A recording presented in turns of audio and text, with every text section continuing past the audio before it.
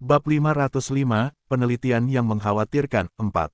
Paman 9 tersenyum pahit sambil menggelengkan kepalanya. Mereka selalu berhati-hati dan bijaksana. Mereka tidak akan pernah membiarkan siapapun memergoki mereka. Mereka sudah curiga padaku saat aku meninggalkan mereka. Namun, tidak ada seorang pun yang pernah memasuki Graveyard of the Sun sepanjang tahun ini. Karena itu, mereka tidak punya alasan untuk berurusan denganku. Sampai sekarang, Paman 9 tidak dapat melanjutkan penjelasannya. Pada saat yang sama, Shen Yanxiao sangat menyadari bahwa dialah penyebab desa tersebut mengalami pembantaian. Maafkan saya, Shen Yanxiao merasa bertanggung jawab. Jika penduduk desa itu orang-orang yang jahat dan pengkhianat, dia tidak akan punya perasaan apapun bahkan ketika dia melibatkan mereka. Namun, mereka adalah orang-orang baik yang telah bermurah hati padanya. Mereka telah menderita malapetaka besar karena dia menerobos masuk ke makam matahari. Paman 9 melambaikan tangannya. Itu bukan karenamu. Ini pasti akan terjadi pada akhirnya. Mereka hanya mencari alasan. Mereka tidak mengambil tindakan apapun sebelum ini karena penelitian mereka belum membuahkan hasil. Ketika aku melihat Xiao Feng, aku tahu bahwa mereka sudah selesai dengan produk akhirnya. Mereka akan segera meninggalkan tempat ini, tetapi sebelum itu, mereka harus berurusan dengan desa ini terlebih dahulu. Desa itu hancur, hanya masalah waktu saja. Tidak masalah apakah Shen Yanxiao telah pergi ke makam matahari atau tidak. Aku harus berterima kasih padamu. Xiao Feng sangat kuat sehingga aku tidak memiliki kemampuan untuk mengalahkannya. Kalau kau tidak datang tepat waktu, semua orang di sini mungkin sudah mati. Kilatan rasa nyaman melintas di mata Paman 9. Untungnya, beberapa dari mereka berhasil bertahan hidup di desa. Shen Yanxiao merasa bersalah, terutama saat Paman 9 menyatakan rasa terima kasihnya atas bantuan yang seharusnya dia berikan. Darah apa yang dimiliki Xiao Feng di tubuhnya? Temanku memperhatikan bahwa dia berasal dari ras iblis dan ras naga. Apakah dia cukup tangguh sekarang? Shen Yanxiao bertanya sambil melirik pemuda itu. Dalam tidurnya, bocah itu tampak pendiam dan lembut. Wajahnya yang menawan akan mengingatkan seseorang pada para malaikat. Tidak seorang pun akan menganggapnya sebagai pembunuh yang kejam dan bengis. Paman 9 berkata, sebelum aku pergi, aku tahu mereka memiliki darah dari semua ras, kecuali ras dewa. Karena Xiao Feng mungkin adalah produk akhir mereka, dia seharusnya memiliki darah dari 7 ras utama di dalam dirinya. Namun, aku tidak tahu tentang kekuatannya yang sebenarnya. Mungkin ada 5 orang di dunia ini yang bisa melawannya.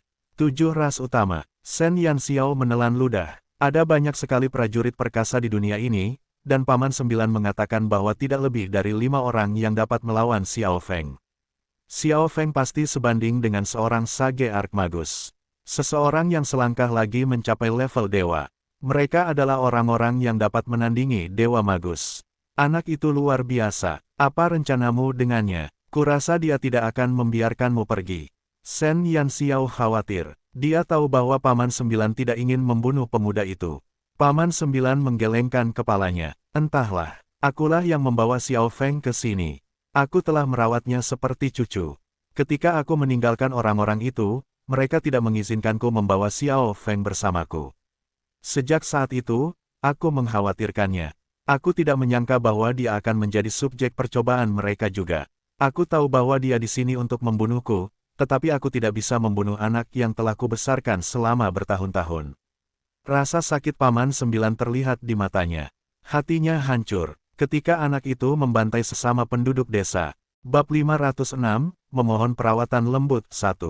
Baiklah, jika kamu tidak menghadapinya, dia mungkin akan terus melakukan pembunuhan berantai begitu dia bangun. Shen Yanxiao memperingatkan Paman ke-9.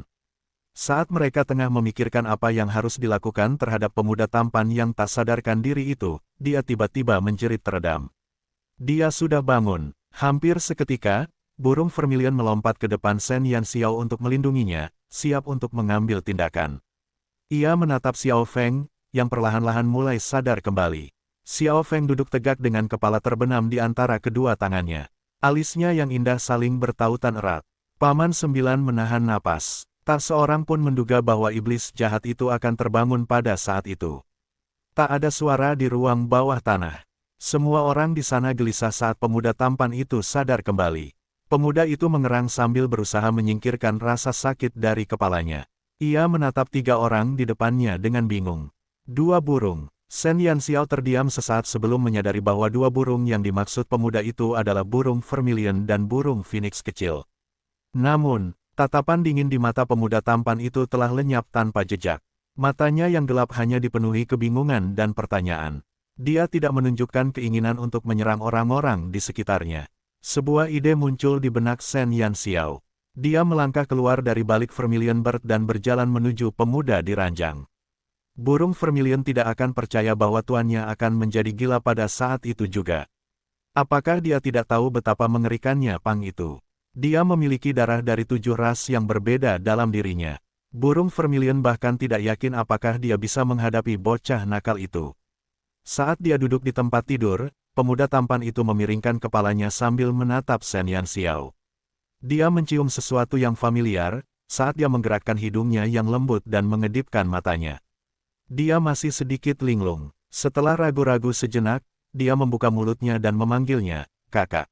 Shen Yanxiao, yang masih berjalan ke arahnya, tidak percaya bahwa si pembunuh baru saja memanggilnya sebagai kakak. Apakah dia benar-benar mengenalnya? Apakah ini mentalitas anak merantau? Ya Tuhan, kau bahkan bukan orang pertama yang dia lihat. Vermilion terdiam. Paman 9 juga terkejut, tetapi dia mengangguk. Shen Yanxiao terpaku di tempat, dia tidak tahu apa yang harus dilakukan selanjutnya. "Kakak, sakit sekali." Pemuda itu cemberut. Ia menepuk sisi kepalanya yang terbentur burung vermilion sambil menatap Shen Yanxiao dengan mata berkaca-kaca. Shen Yanxiao tercengang, dan itu adalah situasi yang rumit. Perasaan ketika mesin pembunuh yang telah membunuh dengan darah dingin memanggil seseorang dengan sebutan, "kakak," dengan nada yang menawan. Tidak ada kata yang dapat menggambarkan perasaan itu. Hati pemuda itu hancur ketika dia tidak menerima reaksi apapun dari Shen Yanxiao. Dia menggeliat dan turun dari tempat tidur untuk perlahan-lahan berjalan menuju Shen Yanxiao. Kemudian, dia meraih tangan Shen Yanxiao, meletakkannya di kepalanya, dan berkata dengan menyedihkan, "Kakak, tiuplah." Shen Yanxiao masih terdiam. Itu saja, kenapa dia harus bersikap begitu imut? Ketika Paman 9 mendengar kata-kata pemuda itu, matanya berkaca-kaca. "Buang saja kalau sakit, itulah yang kuajarkan padanya." Paman 9 menyeka air matanya. Shen Yanxiao menatap lelaki jahat yang memintanya untuk meniup rasa sakit yang dirasakannya di kepalanya, memeluknya, dan menunjukkan perhatian yang lembut. Jadi, dia mengangkat tangannya, dan saat bibirnya berkedut, dia membelai kepala lelaki itu, meskipun sedikit kaku.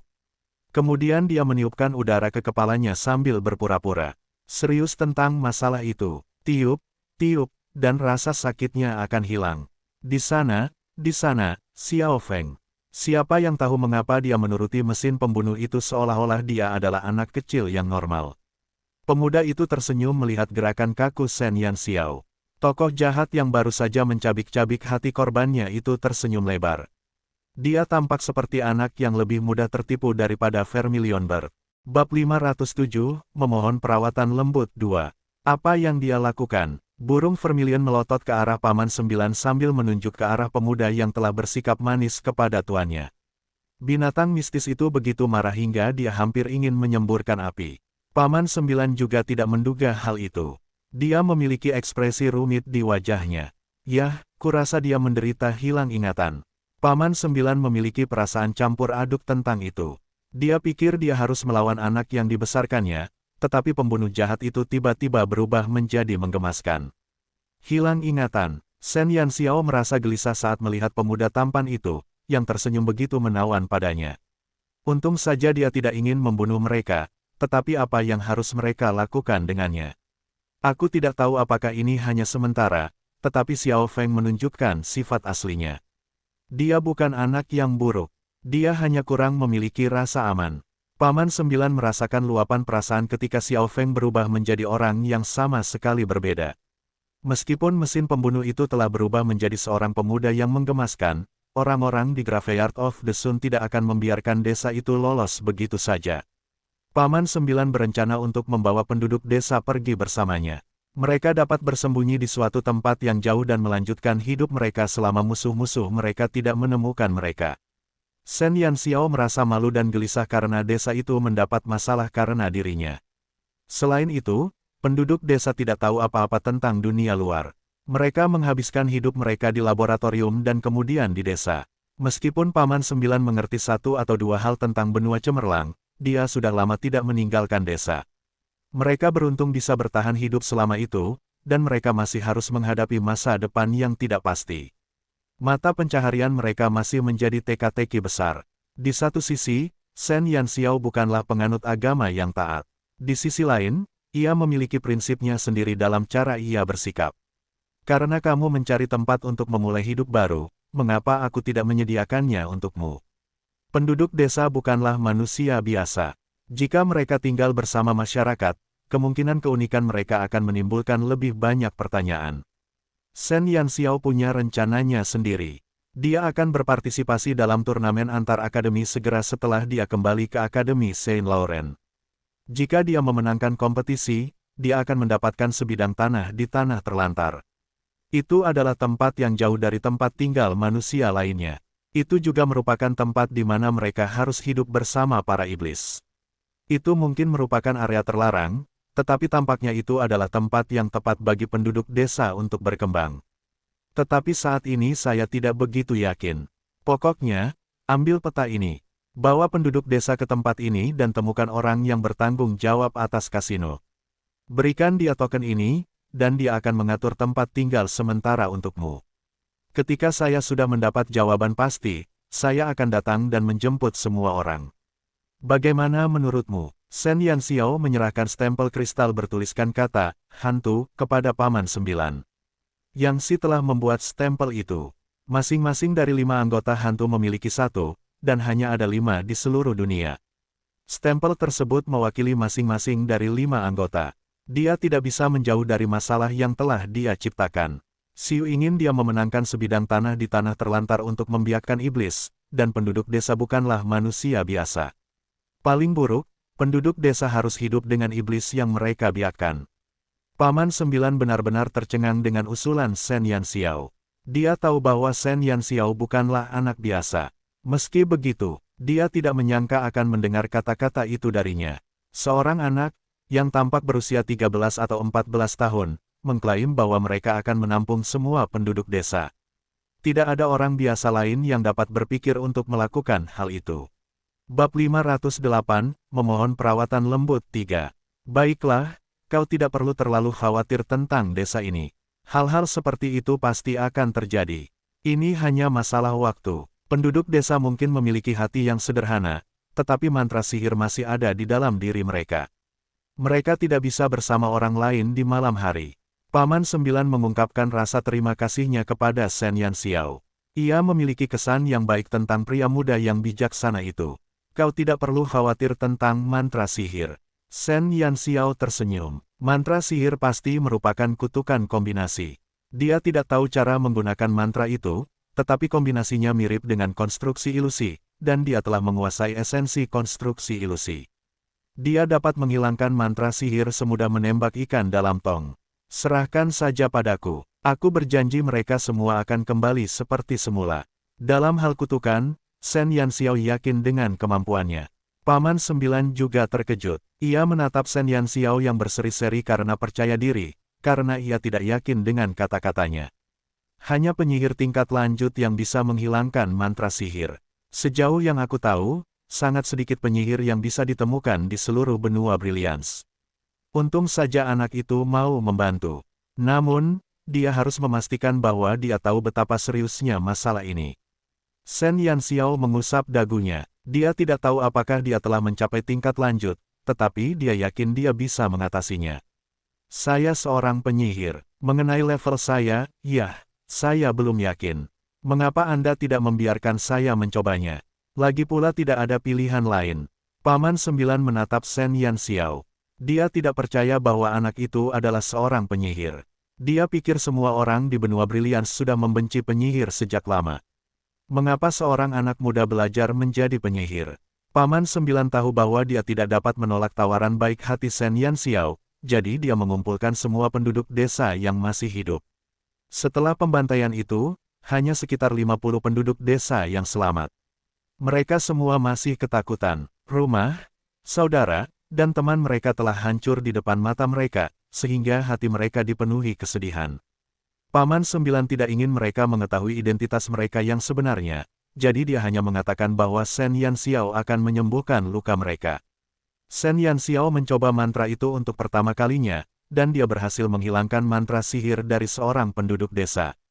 Kemudian, setelah seharian penuh, dia berhasil menghilangkan mantra sihir dari semua penduduk desa. Dia memberikan peta kasino dekat Saint Laurent Academy kepada Paman Sembilan. Dia juga meninggalkan beberapa ramuan dan koin emas untuk mereka. Dia ingin kembali ke Saint Laurent Academy secepat mungkin.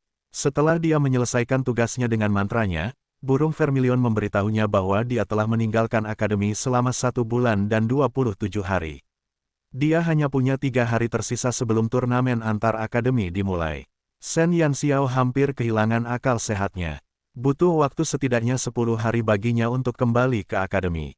Mengenai kesepakatannya dengan tetua cacat pada tanggal kembali, dia pasti sudah kembali ke kota hitam juga. Dia tidak mungkin berlari kembali dengan kedua kakinya, bukan? Bahkan jika dia bisa, turnamen antar akademi sudah berakhir. Burung Vermilion, ayo buat kesepakatan. Shen Yanxiao yang putus asa dan tertekan, berjongkok di sudut ruangan.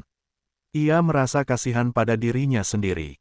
Tiba-tiba, dia menyeret burung Vermilion ke arahnya.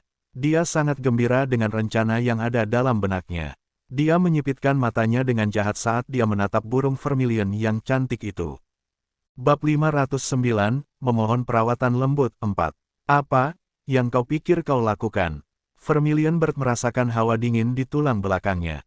Ia meletakkan tangannya di depan dadanya seolah-olah ia takut. Shen Yanxiao mengerutkan bibirnya. Meskipun dia bukan orang baik, burung Vermilion tidak perlu bersikap seperti gadis yang sedang dalam kesulitan. Yah, kalau ingatanku benar, kamu cenderung mabuk perjalanan, kan? Shen Yanxiao menghapus omongan konyol itu di benaknya dan mulai bekerja. Vermilion Bird melotot ke arahnya, dan ekspresinya berkata, aku tidak perlu kau katakan hal itu padaku. Dengar, sebagai tuanmu, aku mengerti bahwa kau tidak begitu pandai naik kereta. Namun, perjalanan pulang itu panjang.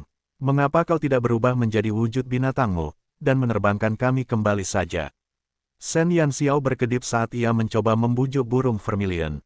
Burung Vermilion tidak bisa berkata apa-apa.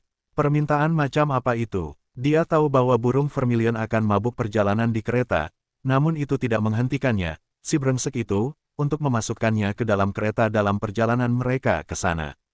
Kau hanya ingin aku menjadi transportasimu karena kau ingin cepat-cepat kembali ke akademi.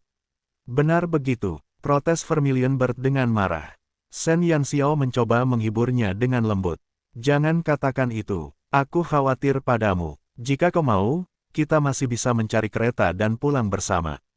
Bagaimana menurutmu? Penyebutan kereta membuat Vermilion Bird menjadi pucat. Dia benci kereta. Jadilah domba. Jika kamu bisa kembali dalam 2 hari, aku akan membelikanmu permen. Dia menatap burung Vermilion. Namun burung mistis itu tidak mengatakan apapun padanya. Shen Yanxiao terus menatapnya dalam diam. Aku adalah binatang mistis, bukan anak kecil yang lemah.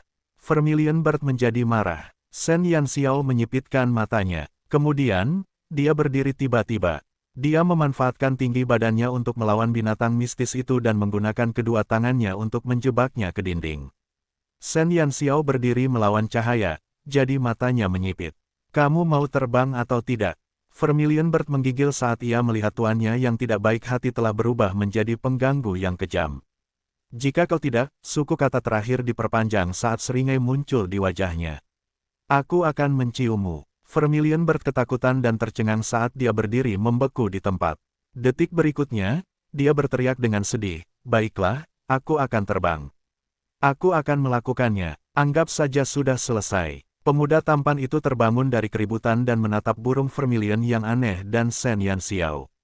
Dalam keadaan bingung, mantan pembunuh yang imut itu bergumam, burung bodoh. Bagaimana kau bisa terbang tanpa sayap?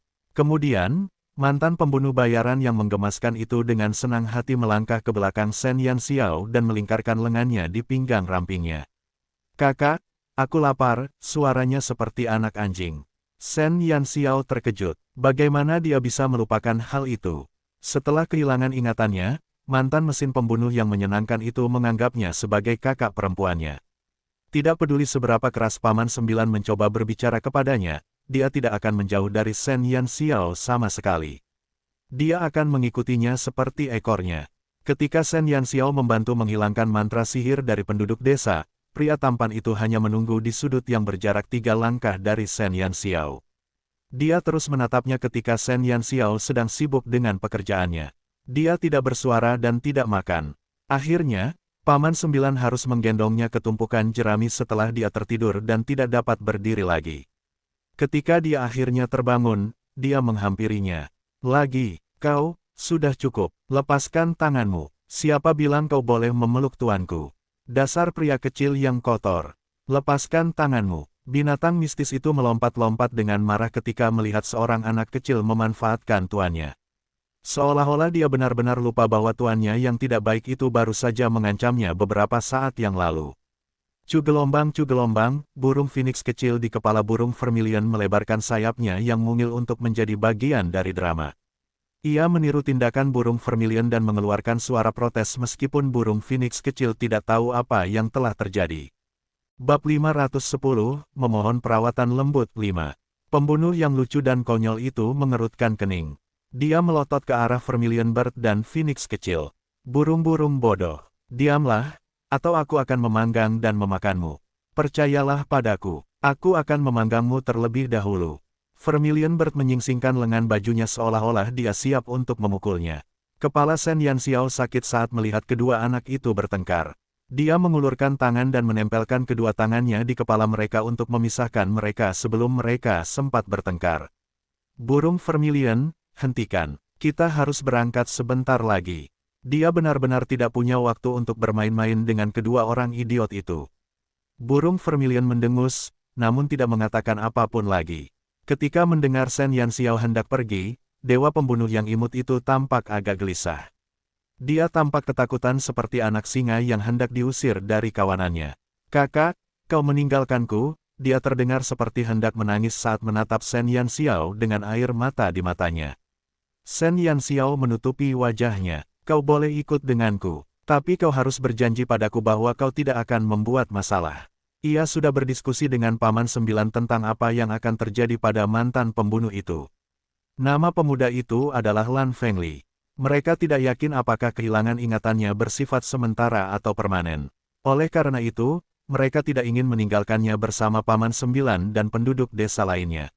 Ada kemungkinan dia akan membunuh semua penduduk desa dalam tindakan cepat jika ingatannya kembali. Di sisi lain, dia tidak bisa tinggal di desa itu juga. Orang-orang dari Graveyard of the Sun mungkin akan mengambil Lan Fengli dan mengubahnya menjadi kepribadian jahat. Dia mungkin masih menjadi seorang pembunuh setelah itu. Akeong novel bin et Akeong. Setelah berdiskusi cukup lama, Shen Yanxiao memutuskan untuk membawa serta bocah pembunuh yang tidak stabil itu. Dia memiliki burung vermilion dan perlindungan siu sehingga dia tidak akan berada dalam bahaya bahkan jika pemuda itu mendapatkan kembali ingatannya. Mantan pembunuh kejam itu tersenyum di tengah air matanya setelah mengetahui bahwa Shen Yanxiao bersedia membawanya bersamanya. Ia memeluknya dengan senyum konyol di wajahnya saat air mata menetes di wajahnya. Kakak, jangan tinggalkan aku. Aku akan berperilaku baik. Aku akan mendengarkanmu. Aku tidak akan makan banyak, dan aku tidak akan membuat masalah. Aku akan melakukan apapun yang kau katakan, dan aku hanya akan mengikuti instruksimu. Mantan pembunuh yang menggemaskan itu berkata sambil terisak-isak. Bahkan orang dengan hati baja akan menyerah pada janji seperti itu. Shen Yanxiao merasa sulit untuk menemukan kata-kata selanjutnya. Jika bukan karena situasi unik Lan Fengli, dia tidak akan mau membawa bom waktu itu bersamanya. Namun, mantan dewa pembunuh itu sangatlah imut. Setelah semuanya siap, Shen Yanxiao mengucapkan selamat tinggal kepada Paman Sembilan dan penduduk desa lainnya. Di luar desa, burung vermilion berubah menjadi burung api besar, yang membuat penduduk desa tercengang. Burung phoenix kecil itu menyandarkan kepala burung api sambil mengepakkan sayapnya dengan gembira dan mengeluarkan suara cucu sebagai undangan kepada Shen Yanxiao. Shen Yanxiao melompat ke punggung Vermilion Bird dan berbalik untuk melihat Lan Fengli, yang menatapnya dari tanah. Haruskah dia mengulurkan tangan dan membantunya berdiri? Sementara Shen Yanxiao mencoba memutuskan apakah ia harus melakukannya, bocah lelaki imut itu menendang ke belakang dan melompat ke langit seperti bulu yang melayang. Kemudian, ia mendarat dengan lembut di punggung burung Vermilion. Yah, ternyata dia tidak perlu khawatir. Seorang mantan pembunuh yang amnesia. Tetaplah seorang pembunuh. Sifat haus darahnya mungkin telah hilang, tetapi keterampilannya tidak berkurang. Shen Yanxiao duduk di punggung burung Vermilion dengan kaki disilangkan. Burung Phoenix kecil bergoyang-goyang menuju lengannya dan meringkuk dalam posisi yang nyaman. Lan Fengli yang menawan duduk di belakang Shen Yanxiao, tetapi dia takut untuk bergerak. Burung Vermilion akhirnya mengembangkan kedua sayap apinya yang besar, terbang, dan berangkat menuju Akademi Saint Laurent.